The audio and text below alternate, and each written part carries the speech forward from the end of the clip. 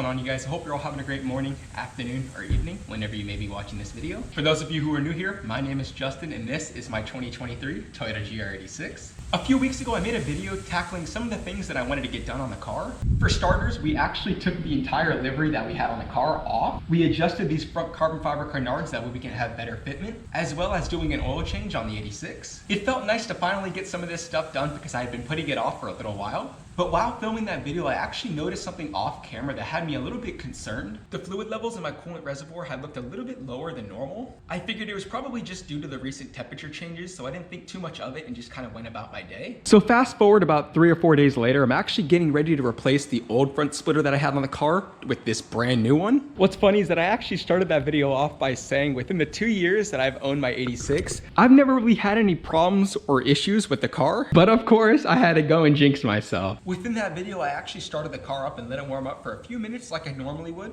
After the car was fully warmed up, I took it on a quick drive around the neighborhood. And that's when I noticed something else was actually going on with the car as well. Even after the 86 was fully warmed up, there was still a bit of white smoke that was coming out of the exhaust. At this point, I'm thinking, okay, maybe it's just because of the colder weather outside that's causing some condensation in the exhaust, because the car was running fine and the temperatures looked good as well, so I didn't really want to overthink it too much. But later on that day, I went back over to the engine bay after the car had cooled off for a few hours. That's when I opened up the hood and noticed something inside the engine bay that had me low-key really freaking out. There wasn't a single drop of coolant inside the reservoir. When I say this thing was empty, I mean it was literally bone dry. And I'm thinking, you know, what the heck is going on here? I don't know why the car is acting like this. And I didn't want to risk driving it like this either. So I actually hopped in my dad's car and I went over to Advanced Auto Parts and picked up some coolant. Now I know some of you guys swear by only using the OEM coolant from Toyota and Subaru, but it was pretty late at the time and I didn't really have many other options to go with. I'm sorry if the garage looks like a total mess right now, you guys. We're actually working on wrapping my brother Jordan's Civic Si. But for those of you who are actually curious on what coolant I ended up using for my 86, it was this Peak antifreeze / coolant. It was like a 50-50 mix, I believe, and it's for all sorts of Asian Japanese vehicles.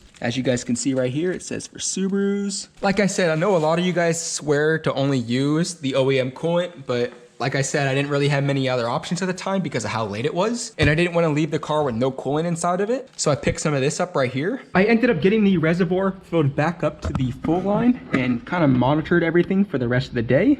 And everything seemed to be fine. But another 2 days had gone by and I went to go check on things once more. And that's when I noticed that the coolant levels had dropped way below the minimum line. At this point, I'm starting to really freak out because I thought there was something majorly wrong with the car. I'll make sure to throw a little picture on the screen right here. That way you can get an idea for those of you who have never really messed with your coolant before, what I'm talking about. Now on your reservoir, there's actually a max and a min line. You want your car to be right around the max line, maybe a little bit below it. That way when your car gets hot, the coolant has a little bit of room to expand. Having a car that has no coolant in it or a vehicle that keeps dropping in coolant is very bad and can cause a lot of major problems for the motor. My first thought was just to top off the coolant again, just to ensure that there's some in it and that way the car doesn't overheat. Now I'm gonna be completely honest and transparent with you guys throughout this entire process. I never actually checked the radiator itself the first time I was filling up the car with coolant to ensure that it had fluid in it. But the second time that I filled up the reservoir, I checked the radiator and it was full of coolant, which was a good sign. Thankfully, after filling it up that second time, the car hasn't dropped in coolant at all. I've made sure to keep monitoring the car just to ensure everything looks good. When I'm telling you guys I checked everything, I literally mean everything. I checked the radiator cap, I checked the reservoir cap, I checked to see if there was any cracks or bends in any of the coolant lines. I'm telling you guys, there was no leaks anywhere that I could see or anywhere underneath the car as well. But here's what I think happened. The first time that I went to go fill the car up with more coolant, there was probably very little, if not no, coolant inside the radiator itself.